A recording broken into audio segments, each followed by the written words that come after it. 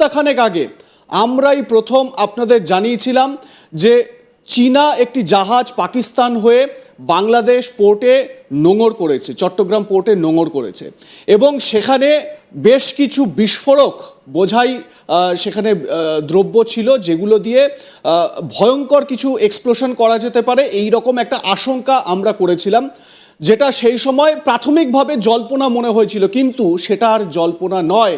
কারণ ঘটনাচক্রে কিছু ছবি সামনে চলে এসেছে যা আজ তাক বাংলার হাতেও এসেছে। আপনাদের প্রথমে সেই ছবিগুলো দেখাবো, তাহলেই আপনারা অন্তত বুঝতে পারবেন যে কেন আমরা এই যে আশঙ্কার কথা বলছি সেই আশঙ্কার কথা সত্যি হয়েছে।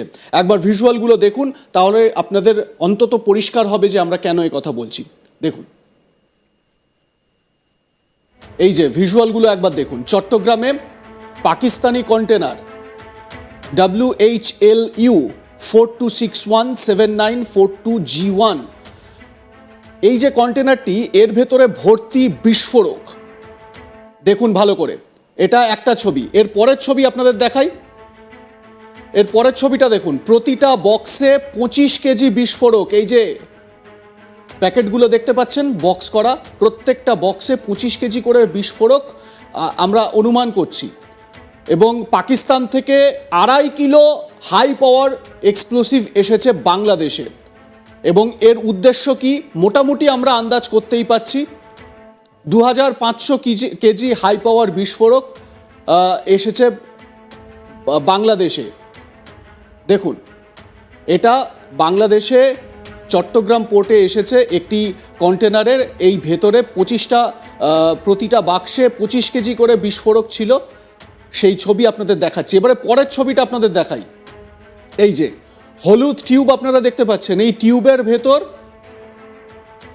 এই এক্সপ্লোসিভগুলোকে ভরে আনা হয়েছে।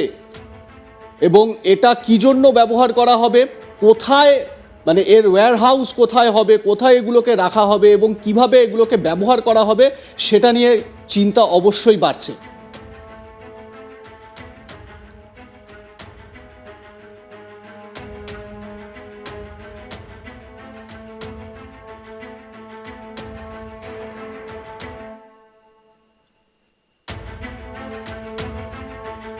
এর পরের ছবিটা আপনাদের দেখাই।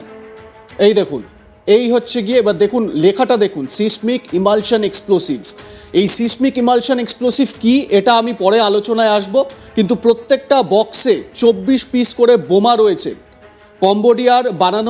কম্বোডিয়ার একটি কোম্পানি, সেই কোম্পানির বানানো এই ইমালশন এক্সপ্লোসিভ বা সিসমিক ইমালশন এক্সপ্লোসিভ। এবং এটা কি, এই বিষয়ে আমরা বিস্তারিত আলোচনায় আসব। বাংলাদেশে কি চলছে, মানে কি পাচ্ছে সেখানে, এই বিষয়টা বিস্তারিত জানার চেষ্টা করব। আমার সঙ্গে আজকে স্টুডিওয়ে উপস্থিত রয়েছেন বিশিষ্ট আন্তর্জাতিক সম্পর্ক বিশেষজ্ঞ শুভাশিস ব্যানার্জি। শুভাশিস দা, আপনাকে স্বাগত আজ তাক বাংলায়। শুভাশিস দা, এর আগেও আপনার সঙ্গে মানে এই আলোচনায় বারবার উঠে এসেছে যে বাংলাদেশে এই যে 5ই আগস্ট পরবর্তী যে পরিস্থিতি, মানে প্রত্যেকটা পদে পদে পদে পদে দেখলাম সেখানের পরিস্থিতি খারাপ হয়েছে। বাংলাদেশে এই মুহূর্তের অবস্থাটা কি, মানে এই ছবিগুলো দেখার পর মানে আমাদের জন্য তো একটা আশঙ্কার অবশ্যই, ভারতের জন্য। বাংলাদেশে মানে এখন মানে হোয়াটস কুকিং, মানে এটাই তো সব থেকে বড় প্রশ্ন। দেখো, উন্নতির যে একটা স্টেপ বাই স্টেপ একটা জিনিসের উন্নতি হয় তো, একটা দেশের উন্নতি হয় তো, অবনতিটা সবসময় খুব স্পিডে হয়। উন্নতির থেকে অবনতির স্পিড সবসময় বেশি দেখবে। এর কারণটা হলো, উন্নতির সময় যতটা তুমি ফ্রিকশন পাও, অবনতির সময় ফ্রি ফলটা অনেক বেশি হয় এবং অবনতির সময় বন্ধুও জোটে অনেক বেশি। আজকের ডেটে দাঁড়িয়ে বাংলাদেশের যে গতিতে অবনতি হচ্ছে, বাংলাদেশে সাধারণ মানুষের একটা বড় সংখ্যক মানুষ বুঝতে শুরু করেছে যে তারা কী ধরনের মাটি খুঁড়ে কেউটেকে ঘরে ঢুকিয়েছে। ইনফ্যাক্ট তাদের ঘরের কেউটেকেই তারা দুধকলা দিয়ে কিভাবে বড় করেছে এবং তার সেই কেউটেটা আজকের ডেটে ছোবল মারতে একদম উদ্ধত। এবং সেই ছোবলের একটা অংশের বিষ কিন্তু সে নিজেও গিলছে। এরম নয় যে শুধু বাংলাদেশের সাধারণ মানুষ গিলতে চলেছে। এখানে একটা জিনিস বুঝতে হবে, বাংলাদেশ যত দিন যাচ্ছে রাজনৈতিকভাবে দেউলিয়া হয়ে যাচ্ছে।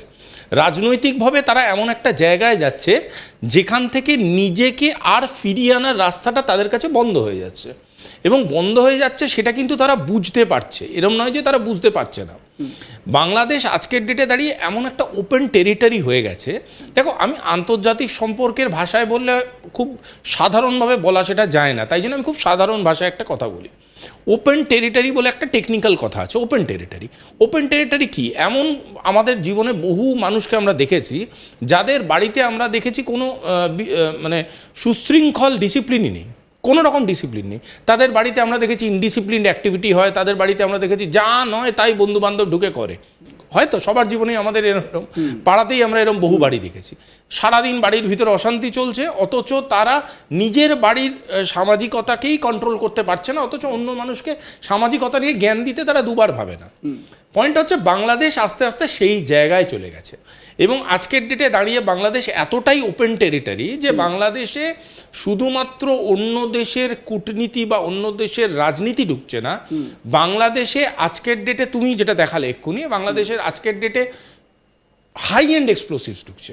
এবং বাংলাদেশ এতটাই ওপেন টেরিটরি হয়ে গেছে যে এই হাই এন্ড এক্সপ্লোসিভসগুলো তাদের অ্যাবজর্ভ করতে বাধ্য করা হচ্ছে মানে তারা ধোয়া তুলসী পাতা না, তাদের কেউ ঘাড় ধরে বাধ্য করাচ্ছে না। অর্থনৈতিক কারণে বাংলাদেশ এতটাই দেউলিয়া পজিশনে আছে যে তারা পয়সার বিনিময়ে, টাকার বিনিময়ে তারা এইগুলো অ্যাবজর্ভ করতে বাধ্য আজকের ডেটে।